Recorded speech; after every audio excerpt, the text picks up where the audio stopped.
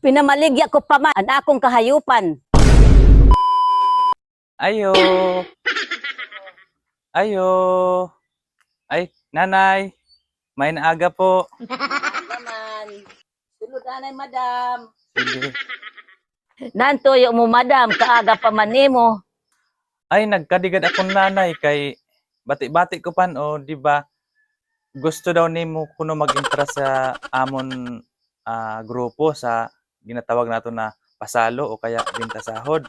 Amo gayod, maentra ako. Binaligya ko na nga ni amon mga hayop kay balita ko nagrayaman na ang mga tao. Aw, sige nanay kay didi sa amon wala man gid sing problema basta may kwarta kala na maihatag sa amon. Dire man na dain siguro na scam. Kay na akong baya mga hayop, gimpambaligya ko na baya. Ay diri man nanay ini-scam kay kadamo-damo na namo na pa angat ang buhay diri sa aton lugar. Ang iba ng mga tao nakapambakal na nga ni sin mga sarakyan. Ang iba kadutaan ang pinamba-invest ninda sa inda kita. Kahit tungod gani legit inin amon pasalo. Kaya kung ako sa imo, mag-intra ka gaydayon para siyempre para umangat man pud ang iyo buhay, para nin iyo balay mapaayo. Amo nga ni, nabalitaan ko na ang mga tao nagrayama na, sila na iyo pasalo.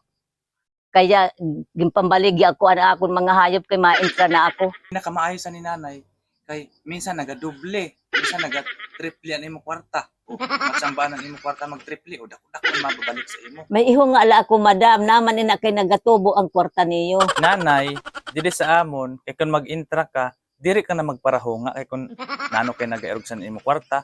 Kay kun mag-intra ka lang.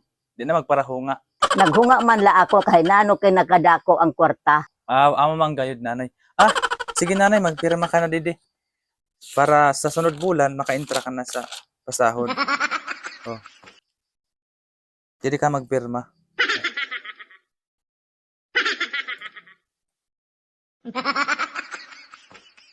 Okay. Sigurado nanay. Balang araw makasabi ka kay sakot sin. Salamat madam kay naangat mo ang akong buhay. Kaya magtiwala ka lang. Tiwala lang ang kailangan ko sa iyo na mga kliyente ko. Kaya congrats na lang daan. Kag hulat-hulat na lang sa sunod bulan sa iyo na. Oh, sige din nila madugay kay makatup ako sa usad namo ng kliyente. Sige, madam, salamat. Sige po, di nila madugay. 3 weeks later.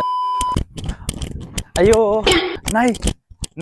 Nano, mangaro ka naman sing kamalunggay, hano? Diri na among ginkadi ko nanay. O nano mga ini mo gigkad eh. May ibalita ako sa imo na iton handler ta didi. Hala kay nagtakas na daw ato na sa ibang bansa. Agoy, kadako-dako pa masang kwarta ko, Diyos ko.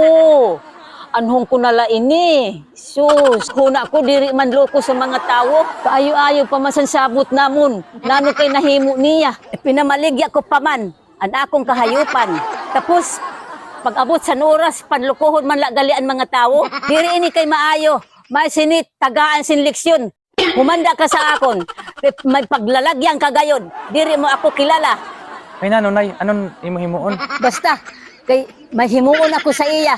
A few moments later. Amo inin maayo sa iyo ang panluloko niyo sa mga tao. Barangon ta ikaw. Amo inin ganti sa naloko mo.